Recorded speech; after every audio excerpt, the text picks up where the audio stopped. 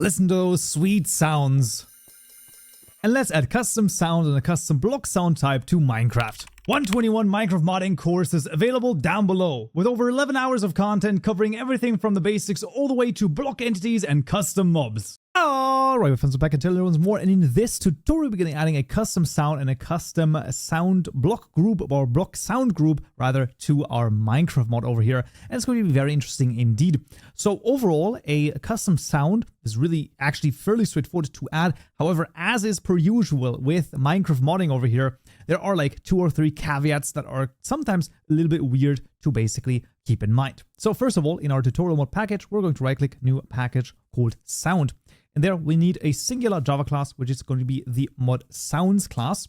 And this is basically where we're going to start. This is going to have a public static void register sounds method. This is the first step over here. And here we're going to call tutorialmod.logger.info. I'm going to say registering ModSounds for tutorialmod.modid. And once again, in theory, the logger is not needed. However, the static call is needed, so we're going to say modsounds.register sounds, and that is the first step done. Then we want a helper method to actually register these sounds. This is going to be a private static sound event, not sound events, very important, sound event. So we want to use the sound event class over here. So private static sound event, I'm going to call this the register sound event with a string name parameter, and then here we're going to have an identifier. And this is going to be the ID equal to an identifier.of, of course, tutorialmod.modid, and then passing in the name over here. We're going to return registry, making sure we choose net Minecraft registry over here, .register, passing in registries.sound event, and then the ID, and then a sound event.of, and then passing in the ID again.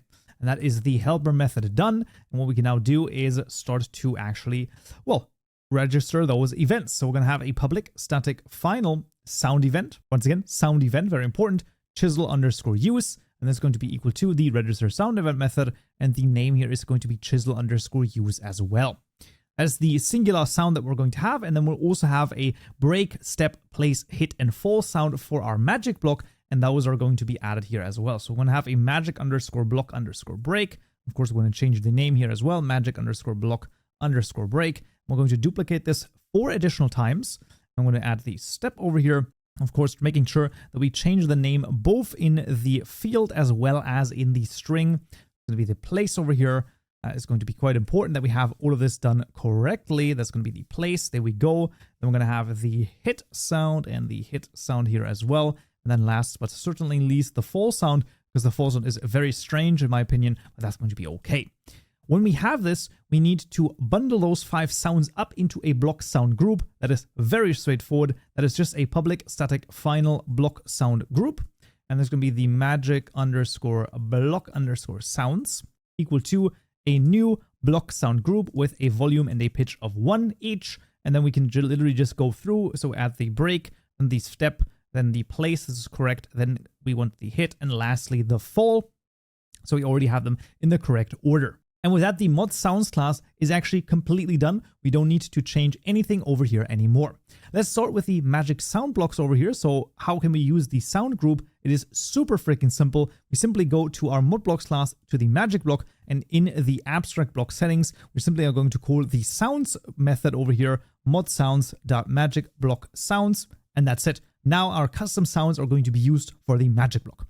Similarly, when we have the chisel use over here, what we're going to do is in our custom chisel item, instead of having the grindstone use, what we're going to say is modsounds.chisel use, and there we go. Now our custom sound is going to play. However, you might ask, well, wait a second, what custom sound is going to play? Because we've not added any sound, and you would be correct. The sounds are going to be added in the assets folder. So assets tutorial mod, we're going to make a new directory called sounds. And then inside of there, I'll be copying over the chisel use as well as all of the magic block sounds. They are all OGG files. Very importantly, if you have custom files, they need to be proper OGG files. So you can't just take an MP3 and rename the ending. That does not work. They have to be properly converted, and they have to be in mono. It is extremely important that both of those things are true. Otherwise, you might run into issues. And once you have this, they're not actually going to work just yet, because for custom sounds, we need to actually have a file that takes the sound event and sort of connects them to the sound files. For this, in the tutorial mod package or whatever your mod ID is, you're going to right click new file called sounds.json. And this sounds.json is quite interesting. We're going to add the first one and then we're going to copy over the rest because they're all going to be the same and it's fairly straightforward. It's going to be the chisel_use over here. This is going to be an object with subtitle, and this is going to be the subtitle of sounds.tutorialmod.chisel_use. And that is basically going to be the thing that is displayed when you enable subtitles and the sound plays, then this or whatever that particular thing would be translated to is then going to show. The sounds right here is a list, and this list is going to be tutorialmod:chisel_use. And the idea is as follows. The name right here refers to the sound event that we've registered. So that would be this one right here. Okay, so that's the sound event. Basically, when we call the sound event, it says, hey, play the sound event, and it's going to look up, all right, what is the sounds that I should play? And in our case, it's going to find the chisel_use under the sounds and tutorial mod. So it's going to look tutorial mod, sounds, chisel use, OGG, and that is what it's going to play. In theory here, this name and this name do not have to match. Once again, the name up here is for the sound event, while the name down here is for the file, because what we can do in theory is we could also have, two different files, and then it would look like this. And then obviously it's not impossible for them to match if we have two files, right? They can't have the same name, obviously. So there you go. That is the idea. But in this case, we're going to keep it like this. That's going to be okay. And then the rest is just going to be copied over. Like I said, it is basically all the same thing, just with the block break sound, the step, place, hit, and fall sound. So nothing too crazy. And then it always refers to the other OGGs here as well. Now, crazy enough, I actually think this is all that we need to do here in this case to add our custom sounds. Like I said, the ModSounds class, very straightforward, all things considered. Using a custom block sound group, also quite straightforward. The only thing that you basically need to keep in mind is that the sounds.json is situated properly. You have the sounds directory over here with the OGG files, properly formatted OGG files in mono, and then you're basically good to go. So now, let's jump into the game and hear if it works. All right, friends, we're back in Minecraft, and let's first of all take a look at the magic block and...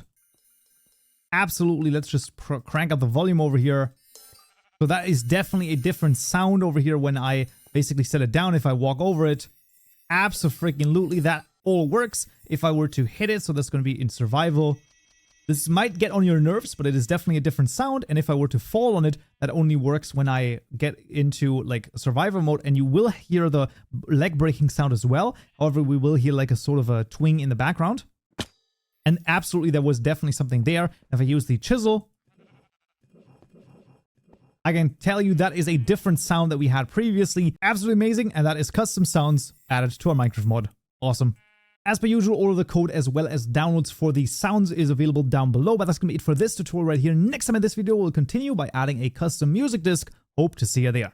So, yeah.